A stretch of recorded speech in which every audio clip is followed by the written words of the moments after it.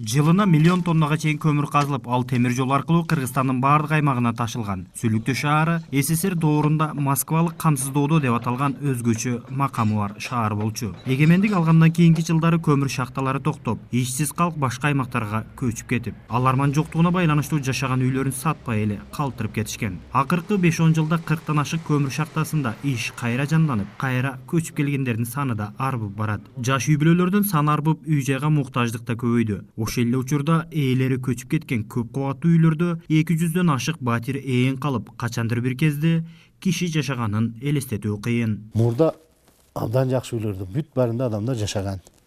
Жакшы жашаган. Союз бузулгандан кийин ыдырап, кароолду жакшы койгон экен, алар шифрларын да калып, урдалып, тонолуп, бүт баары ушинтип калды да энди. Тамалып, тонолуп кеткени Тажикстанга, бияка болду, энди ушинтип калган да энди. Өздөрү көчүп кетип, ээсиз калган үйлөрдү турагы жок жаштар оңдоп түзөп кирейин десе, дароо ээси пайда боло калат. Ушундан улам жергиликтүү тургундар менчикке ээлик кылуу мыйзамын өзгөртүп, өзүнө таандык турак жайды таландыга калтырган адамды кожоюндук укуктан ажыратуу керек деген пикирлерин айта башташты. Анткени сүлүктүүдөгү кароосуз калган ошондой үйлөрдү тезинен оңдоп түзөбөсө, такыр колдон кетип калышы мүмкүн. Бул үйлөрдү мынау финансылык мүмкүнчүлүгү бар ошолорго бериш керек, көмүр өндүргөн ишканаларга. Ошолор оңдоп, өздөрүнүн шахтерлерин киргизет.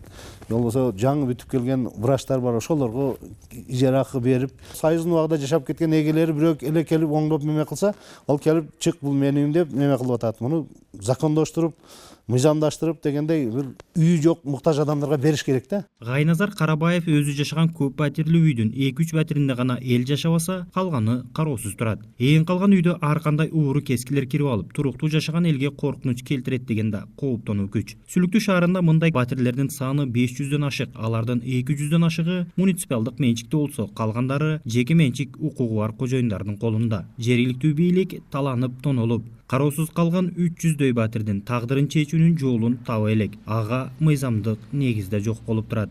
Биз ошол үйлөрдү азыр тактап, анча-мынча баягы көчүп кетип, таштагандарды, неме болгондорду кайтарып алып, муктаждарга берип атабыз. Ошону караштырып атабыз, может, инвестор бир жактан акча табабыз, же өзүбүздүн неме менчик мененби, же берген адамдар өздөрүнү айтабызбы оңдоп алгыла деп, ошону да беребиз деп атабыз. Бирөөгө кор, бирөөгө зар болгон батирлердин тагдырын мыйзам чегинде чечүүгө жергиликтүү бийлик менен жергиликтүү депутаттар ашыкканы деле байкалбайт. Биз аралап көргөн бир эле кварталдагы 570 батирдин жарымынан көбү ээнсиреп, шылуундардын олжосуна айланып, уурдалган чатырларынан суу агып, канаттуулардын конушуна айланганын көргөндөн кийин жаш үй бүлөлөргө берилсе багы ачылаар беле.